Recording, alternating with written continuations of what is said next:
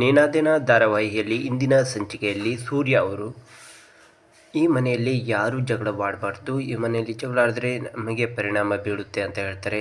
ಅವರ ಅಣ್ಣ ಯಾಕೋ ಒಂಥರ ಮಾತಾಡ್ತಾ ಇದೆಯಾ ಅಂತ ಹೇಳ್ತಾರೆ. ಆಗ ಸೂರ್ಯ ಪೆಂಗ ಎಲ್ಲ ನಿನ್ನಿಂದನೇ ಆಗಿರೋದು, ನೀನು ನಿನ್ನ ದುಡ್ಡಲ್ಲಿ ದುಡಿದು ಹೋಗಿದ್ರೆ ಈ ಥರ ಆಗ್ತಾ ಇರಲಿಲ್ಲ ಅಂತ ಸೂರ್ಯ ಅವರು ಹೇಳ್ತಾರೆ. ಆಗ ಇವರು ರೋಹಿಣಿ ಅವರು ನಮ್ಮಿಷ್ಟ ಅದು ಅಂತ ಹೇಳ್ತಾರೆ. ನಿಮ್ಮಿಷ್ಟನಾ? ನಿಮ್ಮಿಷ್ಟ ಆದರೆ ನಮ್ಮ ತಂದೆಯವ್ರು ದುಡ್ದ ಹಣದಲ್ಲಿ ಹೋಗೋದಲ್ಲ, ನೀವು ದುಡ್ದ ಹಣದಲ್ಲಿ ಹೋಗಬೇಕು ಅಂತ ಹೇಳ್ತಾರೆ. ಆಗ ಸೂರ್ಯ ಅವರು ತಾಯಿಯವರು ಯಾಕೋ ನೀನು ಹೋಗಬಾರು ಅಂತ ಹೇಳ್ತಾರೆ. ನಿನಗೆ ಯಾಕೋ ಹೊಟ್ಟೆವ್ರಿ, ನೀನು ನಿನ್ನ ಹೆಂಡ್ತಿನ ಕರ್ಕೊಂಡು ಲಾಲ್ ಬಾಗೋ ಕಬ್ಬನ್ ಪಾರ್ಕೋ ಆಮೇಲೆ ನಿನ್ನ ಯೋಗ್ಯತೆಗೆ ಒಂದು ಸಿನಿಮಾ ನೋಡಿಕೊಂಡು ಬಾ ಅಂತ ಅವ್ರ ತಾಯಿ ಹೇಳ್ತಾರೆ. ಪಾಪ್ಕಾರ್ನ್ ತಿನ್ಕೊಂಡು ಮನೆಗೆ ಬಾ ಅಂತ ಶಾಂತಿಯವರು ಸೂರ್ಯನಿಗೆ ಹೇಳ್ತಾರೆ. ಯಾಕೆ ನಾವು ಹೋಗ್ಬಾರ್ದಾ ಹನಿಮೂನ್ಗೆ ಅಂತಾರೆ. ಹನಿಮೂನ್ ಅಲ್ಲ ಅದು ಹನಿಮೂನು ಅಂತ ಹೇಳ್ತಾರೆ, ಯಾವುದೋ ಒಂದು ಅಂತ ಸೂರ್ಯ ಹೇಳ್ತಾರೆ. ಅಪ್ಪೋ ನೀವು ಮದುವೆ ಆದ ಹೊಸದ್ರಲ್ಲಿ ಹನಿಮೂನಿಗೆ ಹೋಗಿರಲಿಲ್ವಾ ಅಂತ ಸೂರ್ಯ ಹೇಳ್ತಾರೆ. ಇಲ್ಲ ಅಂತ ಹೇಳ್ತಾರೆ. ರೋಹಿಣಿಯವರು ಮಾವ ನೀವು ಎಲ್ಲೂ ಹೋಗಿರಲಿಲ್ಲ ಅಂತ ಹೇಳ್ತಾರೆ. ಆಗ ಮನೋಜ್ ಅಟ್ಲೀಸ್ಟ್ ಕೊಡೈಕೆನಾಲ್ ಅಲ್ಲಿಗೂ ಹೋಗಲಿಲ್ವಾ ಅಂತ ಮನೋಜ್ ಅವರು ಹೇಳ್ತಾರೆ. ಆಗ ಅವ್ರ ತಾಯಿಯವರು ಅಯ್ಯೋ ಅಯ್ಯೋ ಅಯ್ಯೋ ಭೋಗಿಲಿ ಕೂತ್ಕೊಂಡು ಊಟಿಗೆ ಹೋಗೋರ ಜೊತೆ ಕೂತ್ಕೊಂಡು ಭೋಗಿಯಲ್ಲಿ ಯಶವಂತಪುರದಿಂದ ಮಲ್ಲೇಶ್ವರಂದಲ್ಲಿ ಕರ್ಕೊಂಡು ಹೋಗಿ ಅಲ್ಲಿಂದ ಹೋಗಮ್ಮ ಹೋಗಿ ಮನೆಗೆ ಹೋಗಿ ಅಂತ ಹೇಳಿದ್ರು ಅಂತ ಶಾಂತ ಅವರು ಹೇಳ್ತಾರೆ. ಆಗ ರಂಗನಾಥ್ ಅವರು ಇದೆಲ್ಲ ಇನ್ನೂ ನೆನಪಿದೇನೆ ಅಂತ ಹೇಳ್ತಾರೆ. ಅದೆಲ್ಲ ಮರೆಯೋಕ್ಕಾಗುತ್ತೆ ಅಂತ ಶಾಂತಿ ಹೇಳ್ತಾರೆ. ಮನೋಜ ನಾನು ಊಟಿನ ಟಿ ವಿಯಲ್ಲಿ ನೋಡಿಕೊಂಡು ಕಣ್ಣು ತುಂಬಿಕೊಂಡೆ ಕಣು ಅಂತ ಶಾಂತಿ ಹೇಳ್ತೀನಿ. ಮದುವೆ ಆದ ಹೊಸದ್ರಲ್ಲಿ ಎಲ್ಲರೂ ಜಾಲಿಯಾಗಿ ಹನಿಮೂನಿಗೆ ಹೋಗ್ತಾರೆ. ಆದರೆ ನನಗೆ ಆ ಚಾನ್ಸೇ ಸಿಗಲಿಲ್ಲ ಕಣು ಶಾಂತಿಯವರು ಹೇಳ್ತಾರೆ. ನನ್ನ ಯೋಗ್ಯತೆಗೆ ಏನಿತ್ತು ಅದನ್ನು ನಾನು ಮಾಡಿದ್ದೀನಿ ಅಂತ ರಂಗನಾಥ್ ಹೇಳ್ತಾರೆ. ನಾನು ನಮ್ಮ ಹಳ್ಳಿಗೆ ಕರ್ಕೊಂಡು ಹೋಗ್ತೆ ಅಂತ ಹೇಳಿದ್ದೆ, ನೀ ಬಂದ್ಯಾ ಅಂತ ಹೇಳ್ತಾರೆ. ಶಾಂತಿ ಆ ಹಳ್ಳಿ ಸ್ವಿಟ್ಜರ್ಲ್ಯಾಂಡಲ್ಲಿ ಇಲ್ಲ, ಲಚ್ಚನ್ ದೇವನಹಳ್ಳಿ ಅಂತ ಶಾಂತಿಯವರು ಹೇಳ್ತಾರೆ. ಅಯ್ಯೋ ಆ ಹೆಸರು ಕೇಳಿದ್ರೇ ಮೈ ಉರಿಯುತ್ತೆ. ಅಲ್ಲಿ ಏನಿದೆ? ಎಮ್ಮೆ ಸಗಣಿ ಹಾಕೋದು, ಹಸು ಗಂಜಲ ಹೊಯ್ಯೋದನ್ನು ನೋಡ್ತಾ ನಿಂತ್ಕೊಳ್ಳೋದು ಅಂತ ಹೇಳ್ತಾರೆ ಶಾಂತಿಯವರು. ಟೈಮ್ ಕೆಟ್ಟರೆ ಅದನ್ನು ನಾನೇ ಬಾಚಬೇಕು, ಅಷ್ಟು ತಾನೇ ಆ ಊರಲ್ಲಿ ನೀವು ಕೊಡ್ತಾ ಇರೋ ಕೆಲಸ ಅಂತ ಹೇಳ್ತಾರೆ. ಅಷ್ಟೊತ್ತಿಗೆ ಕಾರ್ತಿಕ್ ಅಪ್ಪ ಹನಿಮೂನಿಗೆ ಹೋಗಲೇ ಇಲ್ವಾ ಅಂತ ಹೇಳ್ತಾರೆ. ಹಾಗೇನಿಲ್ಲಪ್ಪ ಅಂತ ರಂಗನಾಥ್ ಹೇಳ್ತಾರೆ. ಆಗ ಸೂರ್ಯ ಮೀನಾ ಅವ್ರ ಹತ್ರ ಬಂದು, ಮೀನಾ ನಿನಗೆ ಹನಿಮೂನ್ಗೆ ಹೋಗ್ಲಿಕ್ಕೆ ಇಷ್ಟ ಇಲ್ವಾ ಅಂತ ಕೇಳ್ತಾರೆ. ಅಯ್ಯೋ ಯಾರಿಗೆ ತಾನೇ ಇಷ್ಟ ಇಲ್ಲ ಅಂತ ಮೀನಾ ಹೇಳ್ತಾರೆ. ಆಗ ಸೂರ್ಯ ಮನೋಜ್ಗೆ ಹೇಳ್ತಾನೆ, ಎಲ್ಲರಿಗೂ ಹನಿಮೂನ್ಗೆ ಟಿಕೆಟ್ ಬುಕ್ ಮಾಡು, ಎಲ್ಲರೂ ಒಟ್ಟಿಗೆ ಹೋಗಿಬಿಡೋಣ ಅಂತ ಸೂರ್ಯ ಅವರು ಹೇಳ್ತಾರೆ.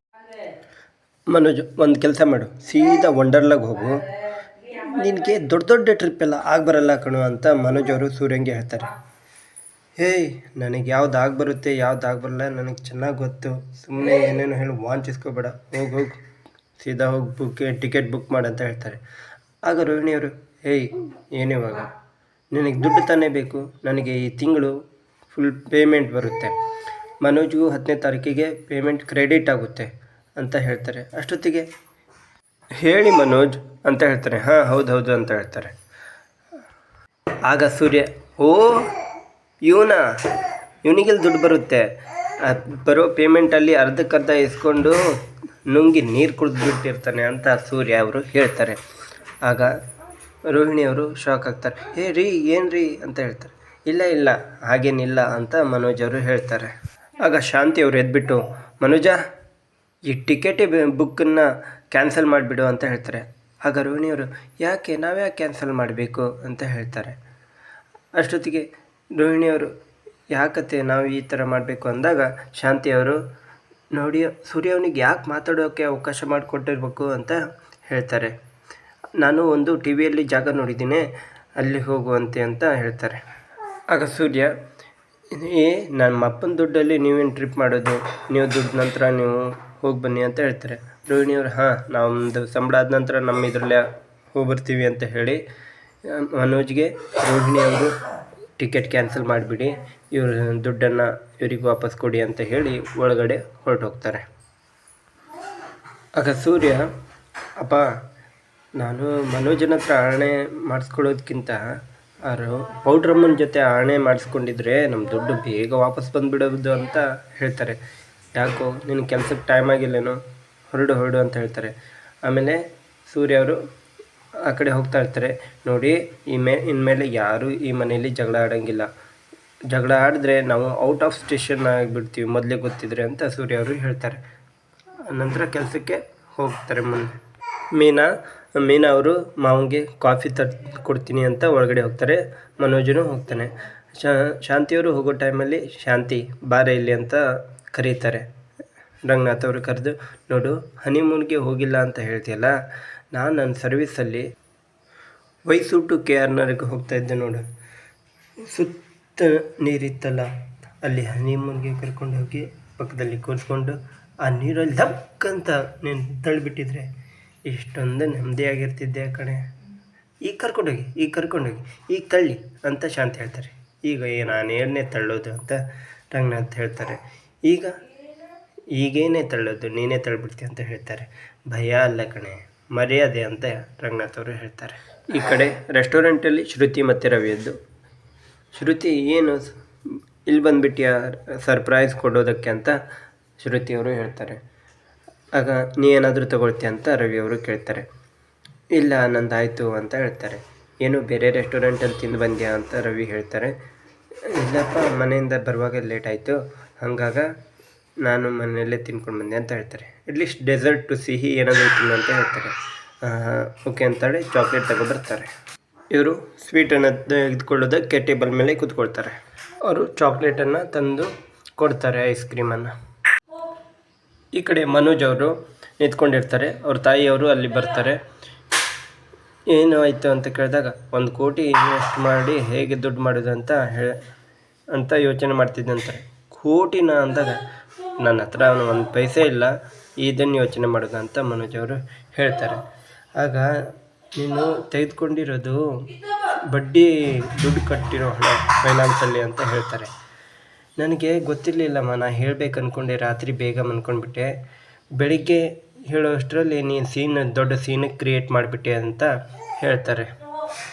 ಈಗೇನು ಮಾಡೋದಮ್ಮ ಅಂದಾಗ, ನೀನು ಮೊದಲು ಹೋಗಿ ಟಿಕೆಟ್ ಕ್ಯಾನ್ಸಲ್ ಮಾಡಿ ದುಡ್ಡನ್ನು ಇಸ್ಕೊಂಡು ಬಾ ಅಂತ ಹೇಳ್ತಾರೆ. ನೋಡು, ಇದು ಏನಾರ ವಿಷಯ ರೋಹಿಣಿಗೆ ಗೊತ್ತಾದರೆ ದೊಡ್ಡ ಸಮಸ್ಯೆ ಆಗುತ್ತೆ ಅಂತ ಹೇಳ್ತಾರೆ. ಮನೋಜ, ನಿನ್ನ ಕೆಲಸ ಹೋಗಿದೆ ಅಂತ ಏನಾದರೂ ಗೊತ್ತಾಗ್ಬಿಟ್ರೆ ತುಂಬ ಅವಳನ್ನ ಮತ್ತೆ ಸರಿಪಡಿಸೋದು ಬಹಳ ಕಷ್ಟ ಆಗುತ್ತೆ, ಯಾಕಂದ್ರೆ ನಂಬಿಸೋಕೆ ಆಗಲ್ಲ, ನೀನೇ ಕದ್ದಿರೋದು ಕನ್ಫರ್ಮ್ ಅಂತ ಶಾಂತಿಯವರು ಹೇಳ್ತಾರೆ.